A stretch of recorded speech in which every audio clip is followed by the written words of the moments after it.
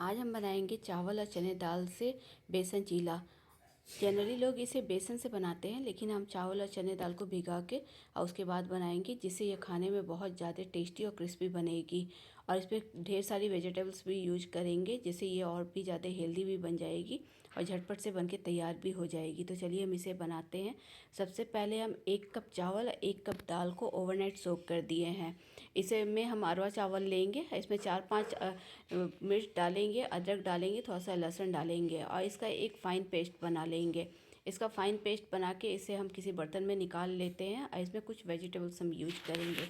सारे बर्तन में इसके पेस्ट को निकाल लिए हैं। अब इसमें 1 गाजर घिस कर डालेंगे, 1 टमाटर डालेंगे और 1 प्याज डालेंगे। आप चाहे तो और भी वेजिटेबल्स डाल सकते हैं। इसमें थोड़ा धनिया पत्ता डालेंगे, मिर्च पहले ही हम डाल दिए थे। थोड़ा सा अजवाइन डालेंगे, हल्दी डालेंगे। इन सारी चीज़ों को मिक्स कर देंगे और स्वाद के अनुसार नमक डालेंगे। सारे इंग्रेडिएंट्स को हम मिक्स कर देते हैं। अब हम इसमें बेसन का चीला बनाएंगे। इसे हमें रेस्ट करने नहीं रखना है, क्योंकि चावल दाल भीगा हुआ था, इस वजह से हम तुरंत इसे बना सकते हैं। तो सबसे पहले हम एक लोहे का तवा लेते हैं, आप चाहे तो नॉन स्टिक भी ले सकते हैं।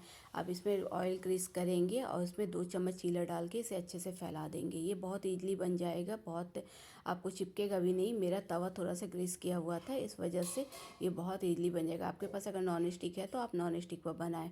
इस तरीके से हम चीला बना के तैयार कर लेंगे। ये आपको 2 से 3 मिनट में एक चीला बन के तैयार हो जाएगा। दोनों तरफ से लटते पलटते हम उसको पका के निकाल लेंगे। दूसरा चीला फिर हम एक बार बना लेते हैं, इसे भी हम निकाल देते हैं।